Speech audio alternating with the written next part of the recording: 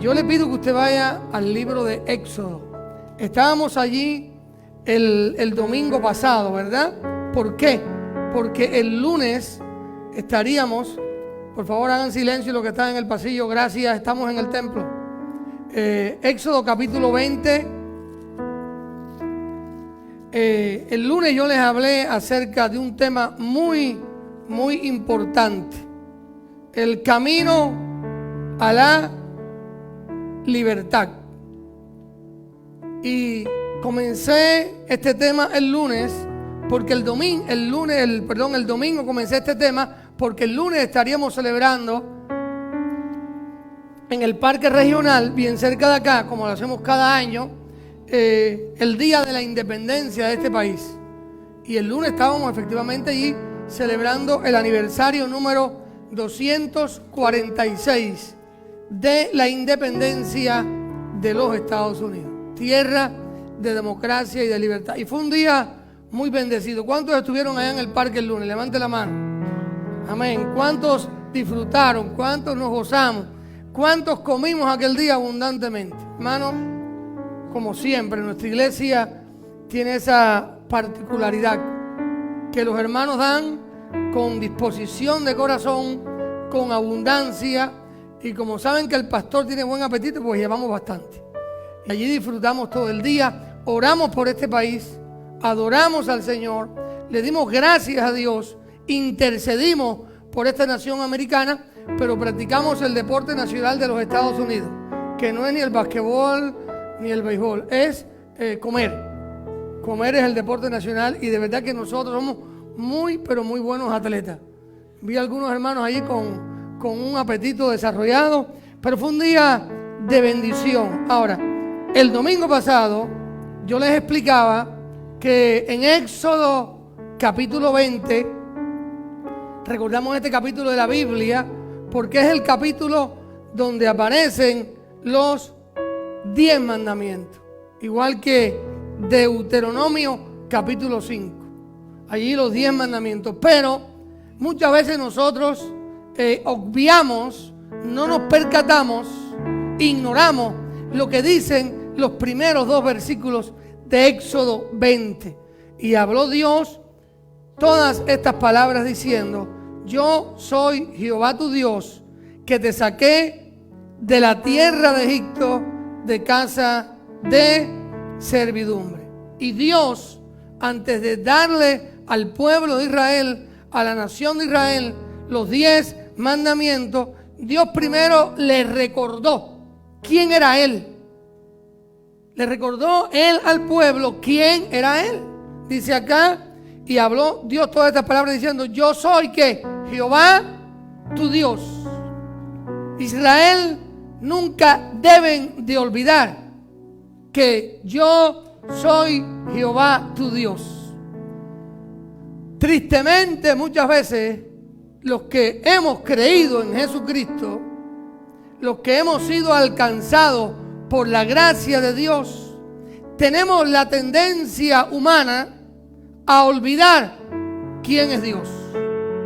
Y cuando viene la prueba, cuando viene la adversidad, cuando viene la alegría, cuando vienen los momentos de disfrutar, nos olvidamos de quién es nuestro Dios.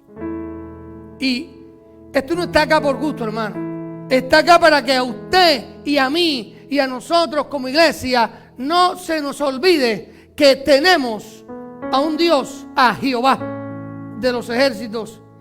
Gloria a Dios. Pero Dios no solo le recordó a Israel como nación quién era Él, sino que también les recordó lo que Él había hecho por ellos en el pasado. En el pasado no muy lejano. Y dice la palabra acá: yo soy Jehová tu Dios, que te saqué de la tierra de Egipto, de casa de servidumbre. Dios le recuerda también a Israel lo que Él hizo por ellos en el pasado. Cómo Él lo sacó de aquella esclavitud de más de 400 años. Como Él lo sacó de casa de servidumbre. Ahora, ¿por qué Dios le recuerda a Israel quién era Él como Dios y lo que Él hizo por ellos como Dios? ¿Por qué? Porque Dios no puede ser Dios de un pueblo esclavo. Dios no puede ser Dios de un pueblo esclavo. Porque usted y yo estábamos muertos en nuestros delitos y en nuestros pecados. Usted y yo éramos esclavos del pecado. Y cuando Dios llegó a nuestras vidas, cuando fuimos alcanzados por la gracia de Dios, ¿qué hizo el Señor? Él nos libertó. Las cadenas del pecado que nos ataban fueron rotas. Los vicios, las adicciones, Él las fue quitando. A eso se le llama santificación. Si usted continúa viviendo en la esclavitud del pecado y ha pasado tiempo y usted continúa con la misma adicción, con el mismo vicio, con el mismo pecado gobernando tu vida, quiero decirte algo: usted no es un hijo de Dios. Está fuerte eso, pero es la verdad. Dios no es un Dios de un pueblo esclavo. Usted y yo éramos esclavos. Pero cuando Él vino a nuestras vidas, ¿qué ocurrió? Él nos libertó. Él nos liberó. Él nos salvó.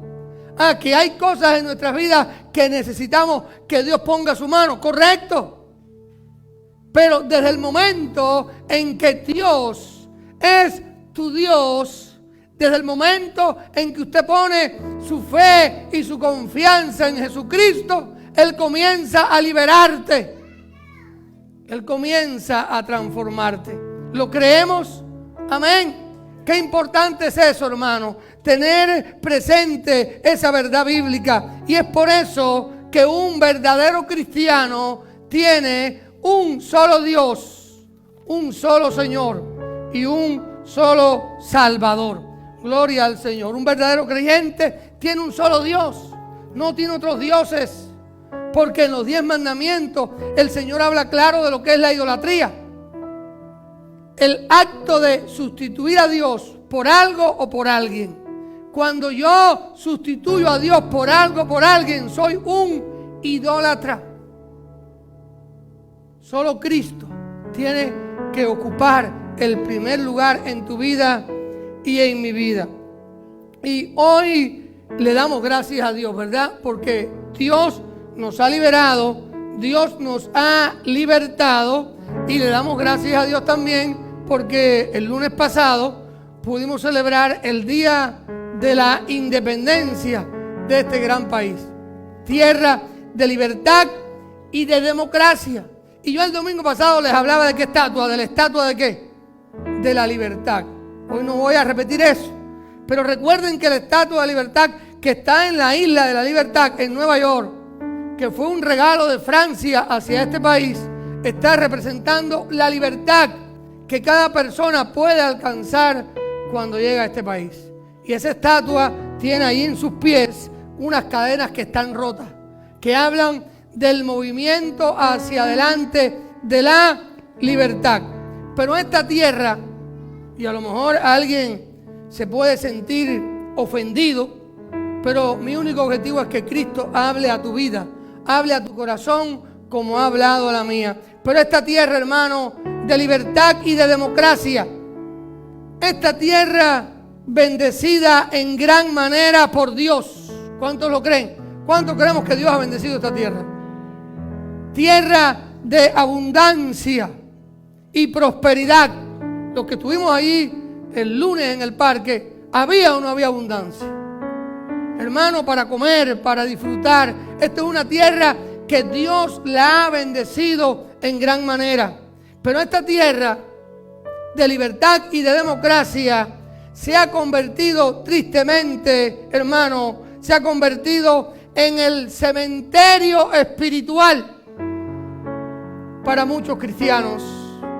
¿Por qué? Porque muchos creyentes, muchos cristianos que en sus países eran cristianos, amaban a Dios, servían a Dios. Muchos creyentes, al llegar a este país, tierra de libertad y de democracia, muchos han enterrado, han sepultado su fe, han sepultado su Biblia, han sepultado su ministerio, su pasión, su amor por Dios y por la iglesia. Qué tristeza cuando escucho a algunos: no, pastor, cuando yo salgo a evangelizar, no, pastor, yo necesito reconciliarme con Dios, porque allá en mi iglesia, allá en la República Dominicana, allá en Guatemala, allá en Cuba, allá en El Salvador, en Nicaragua, en Argentina, allá en Colombia, allá en Ecuador, allá en Costa Rica,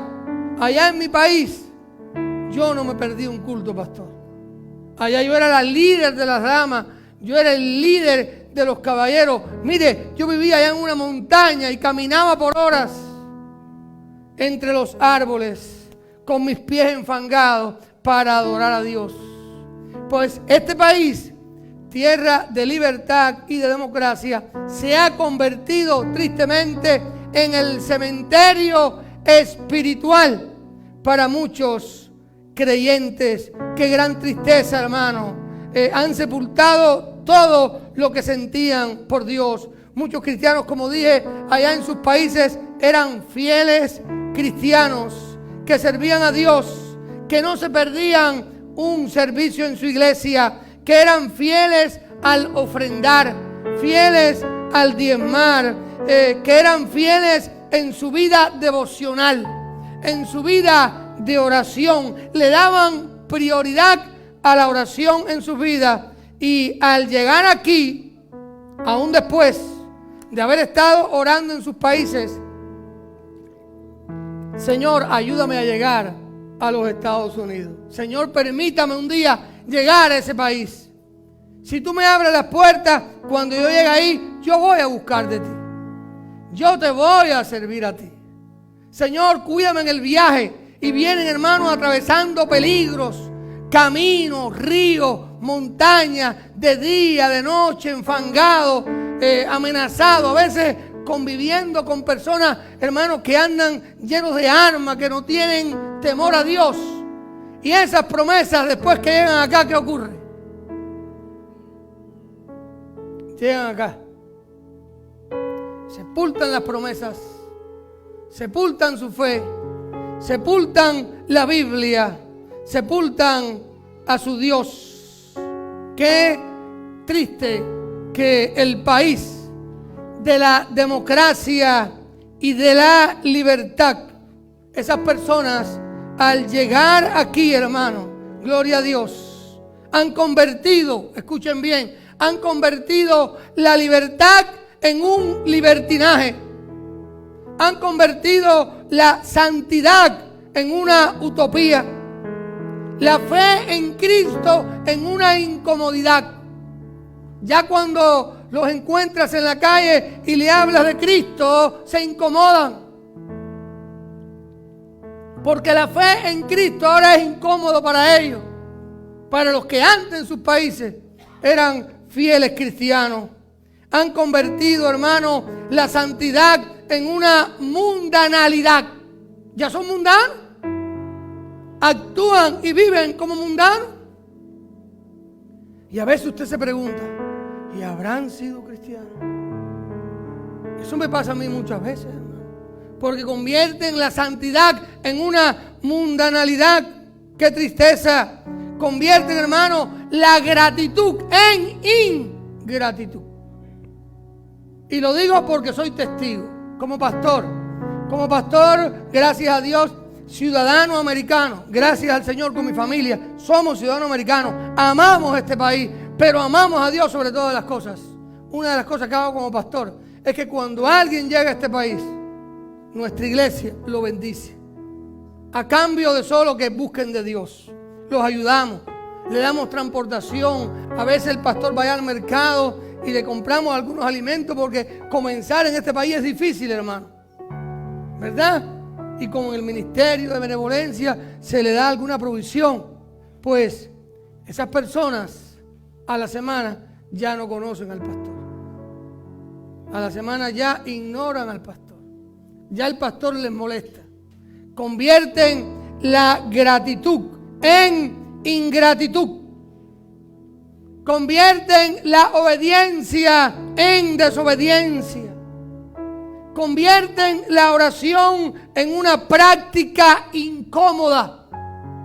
Ya les molesta eso de la oración. El culto cristiano para ellos es religiosidad. Eso no hace falta. No necesito congregarme.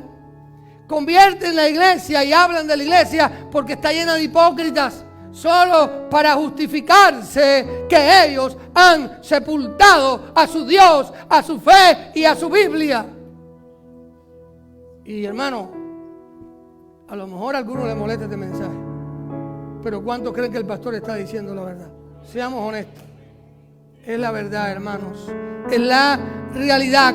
No, y esas personas después convierten al pastor, al siervo de Dios, en un ladrón. Los pastores son ladrones, son vividores, barrigones, pesados. Hermano, son casi 11 años pastoreando aquí. Es la realidad. No le estoy hablando de algo que no he vivido. Le estoy hablando la realidad de lo que le ocurre a muchos cuando llegan al país de la democracia y de la libertad. Esa es la triste realidad para muchos en el país de la libertad y de la democracia. Para mí, personalmente, en el mejor país del mundo para practicar la fe. Libertad de religión, libertad de movimiento, libertad económica, libertad de pensamiento. Denle un aplauso al Señor, hermano. Usted es un privilegiado. Dios te ha bendecido, hermano. Dios te ha premiado. Este para mí es el mejor país del mundo para ser cristiano, hermano. Aquí he predicado por la radio. Soy capellán de cárceles, de hospitales, con ministerios en las cárceles. He ido, que eso en mi país era imposible, hermano. 21 años de pastor en la Cuba comunista. Y nunca tuve esa oportunidad, hermano. Predicar en la cárcel, predicar en la radio y anunciar el evangelio de Cristo en un mercado. Eso no se puede hacer, hermano. Aquí se puede hacer, pues este país de libertad y de democracia se ha convertido en el cementerio espiritual, en el cementerio de la vida espiritual, donde muchos han enterrado su fe, su Dios, su Biblia. Pero gracias a Dios, esa no es mi experiencia. Ni es la experiencia de mi familia, ni es la experiencia de muchos que estamos acá. Gracias a Dios. ¿Por qué? Porque, hermano, en esta tierra de libertad y de democracia hemos aprendido algo muy importante: que la verdadera libertad no está en una tierra. La verdadera libertad no está en una nación. La verdadera libertad no está en un sistema, no está en un gobierno. La verdadera libertad está en una persona, en la persona de Jesucristo, quien es nuestro Señor y nuestro Salvador. Si Cristo es el Señor de tu vida, hermano, si Cristo es el Señor de tu vida, usted va a entender bien las cosas. Si Cristo es el Señor de tu vida, usted no se va a dejar encandilar por las cosas materiales. Usted le va a dar la prioridad a Dios. Hermanos, para mí y para mi familia y para muchas familias en la fe, este país de libertad y de democracia, para mí y para mi familia, es un regalo de Dios. Para mi familia y para mí es la respuesta a muchas de nuestras oraciones. Cuando yo pienso en este país, le digo: gracias, Señor, porque respondiste mis oraciones para mi familia, para muchas familias y para mí. Hermano, estar en este país, y este país es un privilegio que Dios le concede a algunos, no a todos. Porque muchos en el camino mueren, muchos no pueden llegar, muchos mueren en sus países con hambre, con miseria, con persecución, hermano, pagándole rentas a pandilleros, a traficantes. Qué gran tristeza, hermano.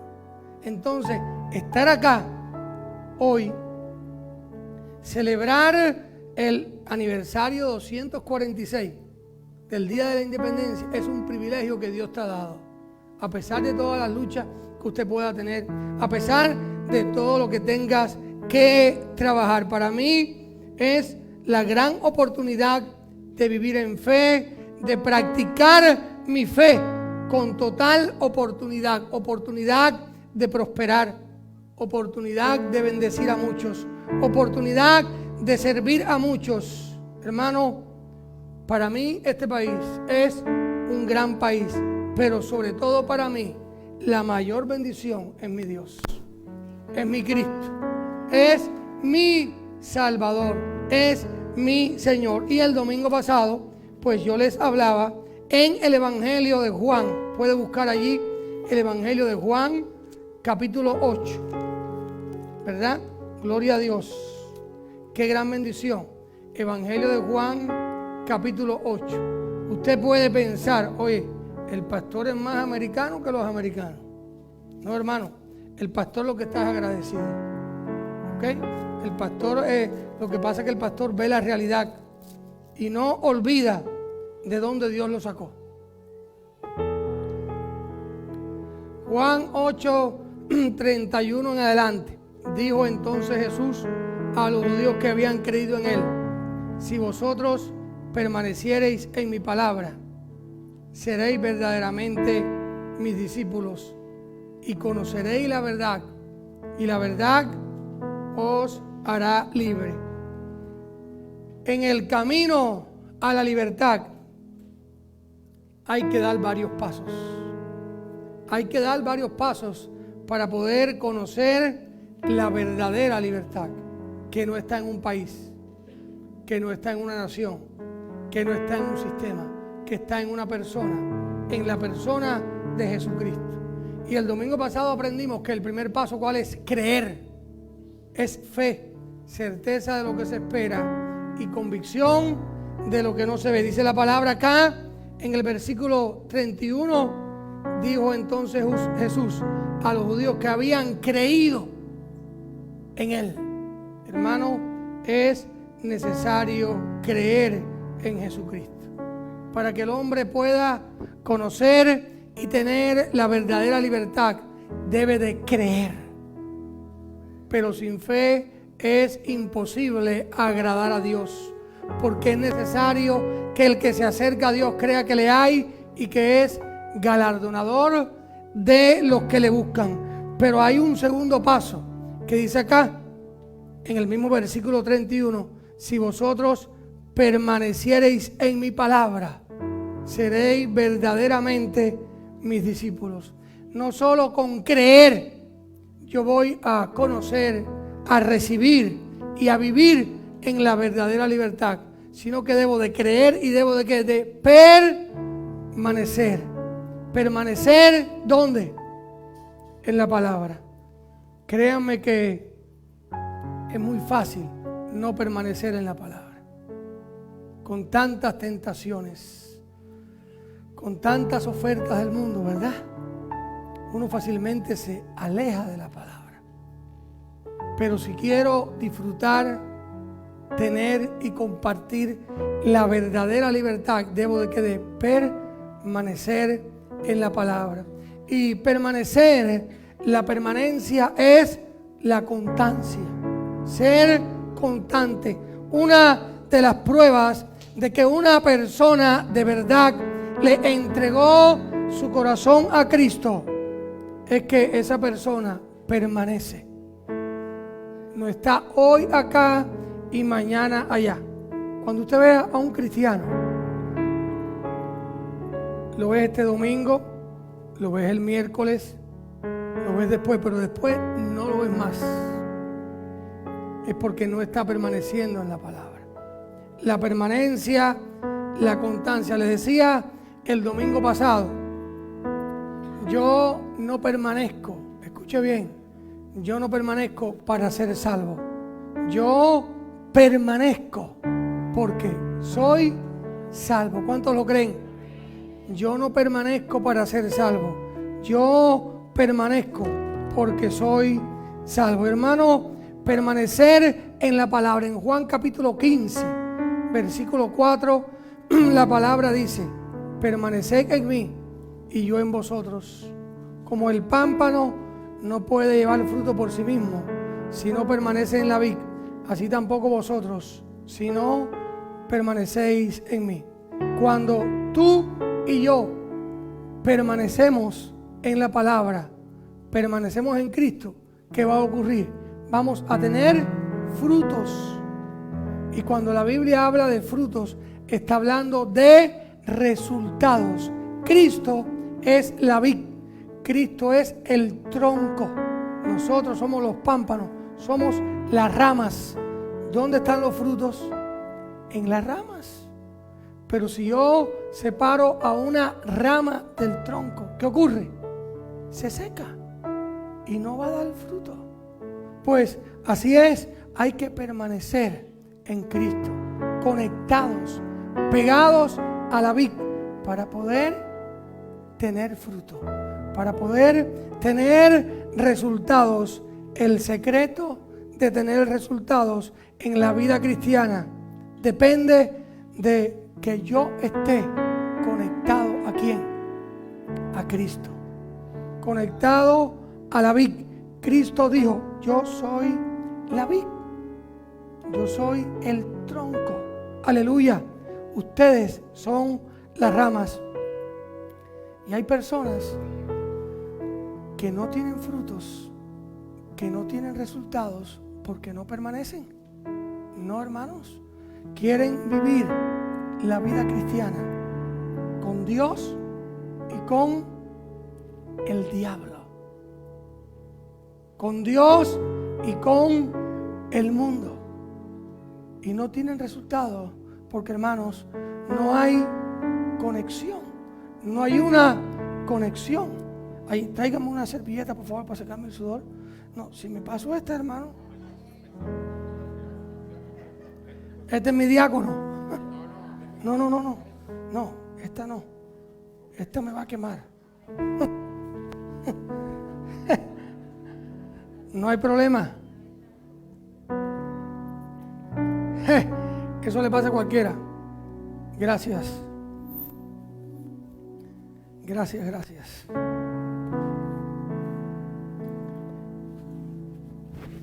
No hay problema. Continuamos acá. Ya, gracias. Hermanos, cuando no hay conexión, cuando no estoy pegado a Cristo, ¿qué pasa? No puede haber resultados en la vida cristiana. El resultado depende de cuánto permanecemos en la palabra. Si permanecéis en mí, Juan 15:7, y mis palabras permanecen en vosotros, pedid todo lo que queréis y os será hecho. Muchos cristianos no tienen respuesta a sus oraciones. ¿Saben por qué? Porque no permanecen en la palabra. Pastor, yo oro y Dios no me responde. Y no sé por qué. ¿Sabes por qué? Porque no permaneces en la palabra. Si usted permanece en la palabra, van a haber resultados. Cuando permanecemos en la palabra, van a haber oraciones contestadas y milagros realizados. ¿Necesita usted que Dios conteste sus oraciones? ¿Estamos necesitados de que Dios haga milagros? Pues hay que creer y hay que permanecer. Incline su rostro ahí donde está. Incline su rostro en este día. Usted está acá y Dios le ha bendecido. Pero necesitas que Dios responda esas oraciones. Pero hay que creer y hay que permanecer. Hay que ser constante. La iglesia, por favor, ora Si el pianista puede tocar acá algo, por favor. Alguno de los pianistas. Búscalos, por favor. Dile que vengan para acá. Gracias. Si usted necesita que Dios responda a esa oración, te pedimos que te pongas de pie o levantes tu mano. Vamos a orar por ti en este día. Amén. ¿Alguien más que necesita que Dios haga un milagro? Que esa prueba que estás viviendo, Dios te ayude a superarla. Que esa adversidad, que esa enfermedad, Dios trate con esa situación. Joel, por favor, toca el piano. Si alguien más en este día le dice, necesita que Dios obre, ahí ponte de pie. La iglesia va a orar también en este día, pidiéndole al Señor que Él se manifieste. Padre Celestial, queremos darte gracias porque tú, Señor, nos has bendecido. Gracias porque tú has obrado en nuestras vidas.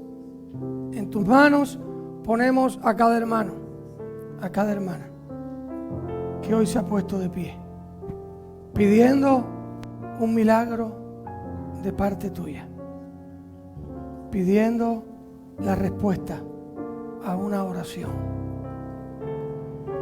Nos unimos a su petición, nos unimos a su clamor, confiando en que tú obrarás.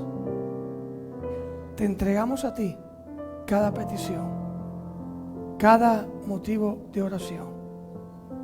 Y ayúdanos, Señor, a vivir, a caminar, a andar en la verdadera libertad. A ti la gloria, a ti la honra y a ti el honor. En el nombre de Cristo. Amén, amén.